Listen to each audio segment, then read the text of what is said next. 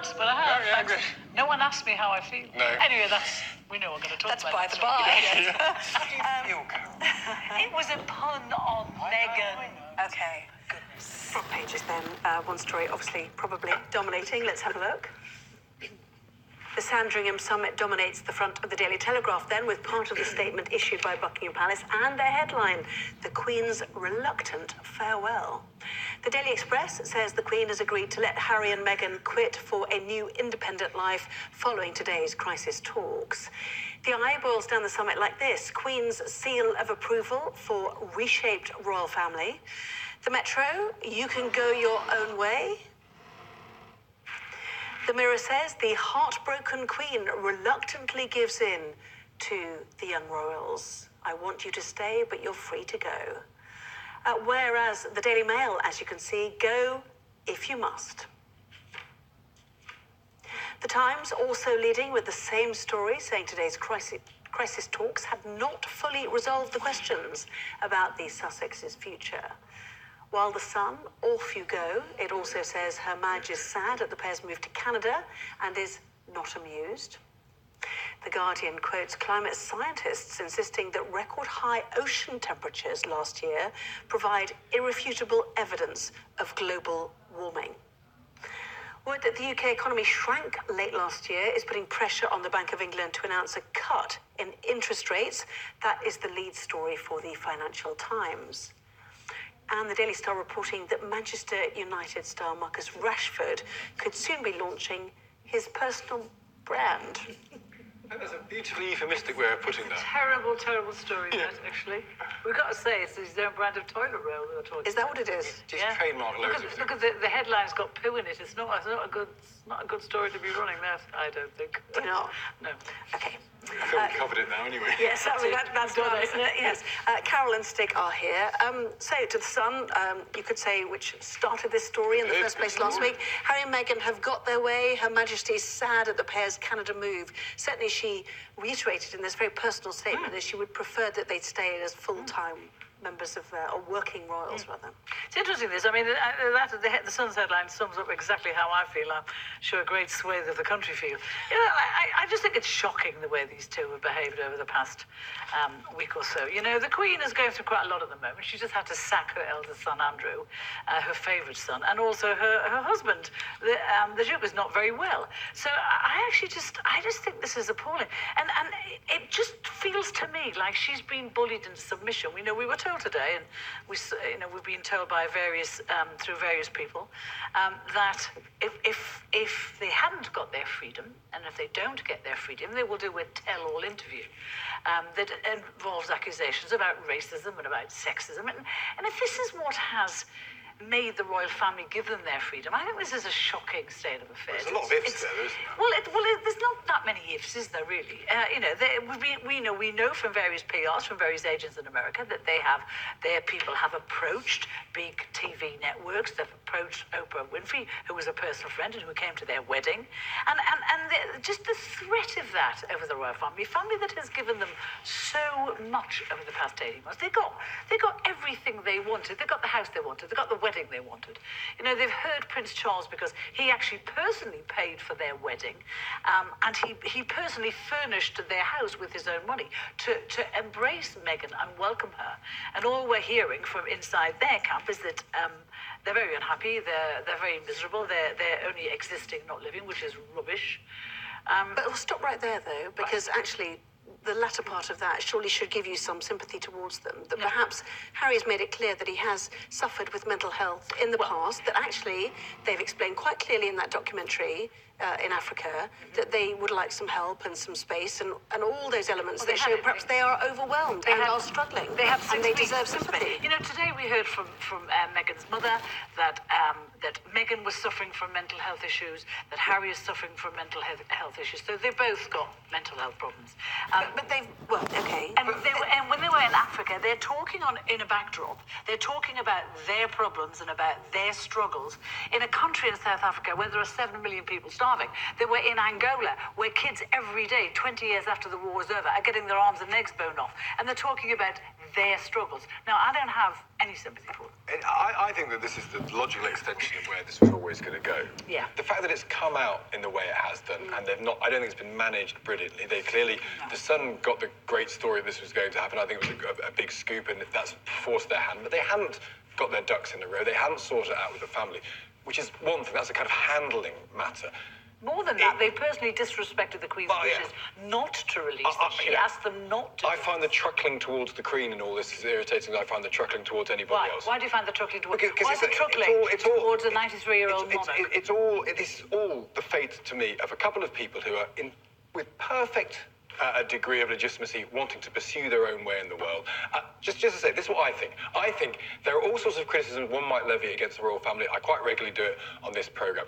I've said to them, if they don't, I've said on this programme, when people say this all the time, if they don't want to live the life of the royal family, they should move away from it. That is what they're doing. Now, maybe they're not doing it with brilliant level of organisation, but they are pointing in a direction to say they want to get out of this because they want to pursue happiness with each other. So get out of it, but don't take the money, don't take the perks, don't take the royal status. Go and make your own way, make millions. So we're now left with levels of detail around that, which I think is perfectly legitimate for them to be scrutinised for, and they will be scrutinised for it. But I do think two people are entitled, particularly if they love one another, to find a way through to their own personal quest for happiness. And I think this is, and so lots of baggage goes around this story, like, oh, maybe Meghan has manipulated Harry into this position, and this, that, and the other. And I don't buy that. It just seems to me if two people want to find their way of managing their family life, provided they're doing it without having their cake and eating it, provided they're doing it... That's what they want. And that, to me, is the grounds for legitimate scrutiny. But there's so much froth around this, not least because the press, as we all know, are players in this story as well as reporters of it. There are lots of hurt feelings in this story. Yeah. Maybe the hurt feelings are there in the royal family. Maybe William is hurt. Maybe the Queen is hurt. Maybe Prince Charles is hurt. We can never know because we don't have a window into these people's souls, but maybe they are. There are also people in the press who are hurt feelings. Exactly. Because they feel, hang on a second. Because we've been accused of racism. And no one, well, I mean, let's take, you've been talking. I mean, I'm trying to come in and challenge that. You know, the tabloid press has been accused of racism. I haven't seen one single example. When people accuse the tabloid press of racism, you say, okay, give me some examples. They never can. They can't ever say. Well, the argument about racism, and I've worked in a tabloid newsroom, I don't believe that there is overt racism in a tabloid newsroom. I don't think people are sitting around being racist. But it is a fact that stories, as they're presented in the British media, are very often presented by people, and none of the people in the room making those decisions are people of colour. That is just a simple fact. How can that be? So when I've got how can that be?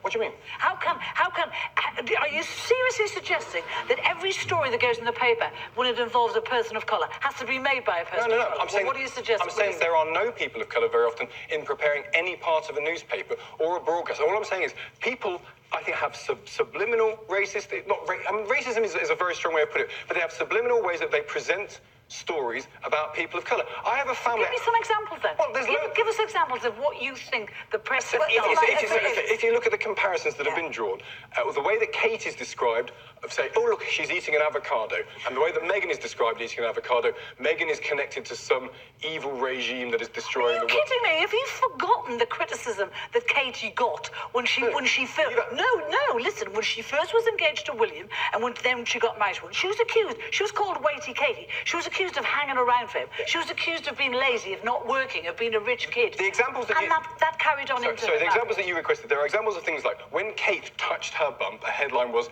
Kate touches her bump, isn't that a wonderful thing? When Meghan touched her bump is, look how she's always touching her bump and slightly creepy.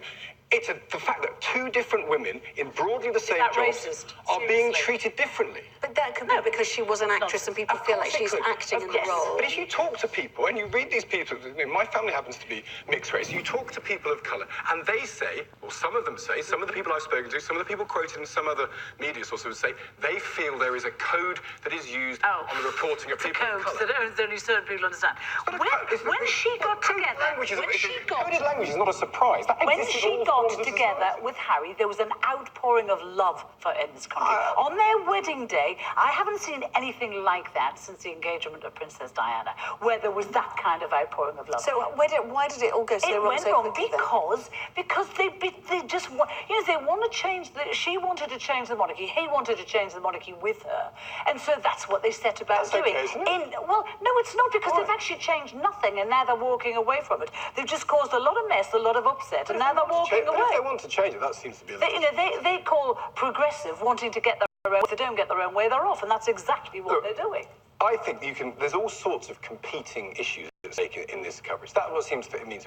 We cannot know the precise family dynamic. Everyone knows their own families. There's all sorts of tensions that never come to the surface, or do come to the surface, and only certain people know about it. There's probably stuff like that at stake. I don't think that Meghan is picked upon because there's a racist agenda. None at all. I do think that people report other people.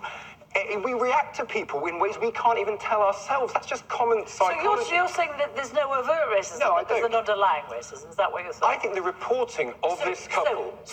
When she gets criticism, the criticism that she has got has been perfectly legitimate criticism. It's been criticism over some of their political views and their political actions, the way they have treated climate change.